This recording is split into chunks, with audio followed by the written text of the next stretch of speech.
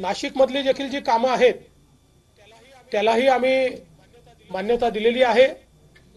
जवळपास मला असं वाटतं 15 पूल, किती पूल आहेत? 11 पूल आपण त्या ठिकाणी बांधतो। रस्त्याचं एक मोठं जाळं आपण तयार करतो आहोत।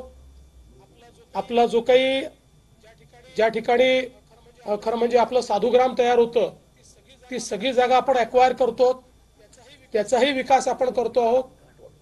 घाटांमध्ये नवीन सोयी सुविधा करतो आणि काही घाट देखील वाढवतो आणि सगळ्यात महत्त्वाचं या ठिकाणी एसटीपीचं जाळं तयार करून पाणी शुद्ध राहिलं पाहिजे या दृष्टीनं एक आराखडा तयार केलाय आणि कुठल्याही परिस्थितीत सिंहस्थाच्या आधी त्याचं काम पूर्ण करायचं असं एक ॲम्बिशियस अशा प्रकारचा प्लॅन हा आपण तयार केलेला आहे।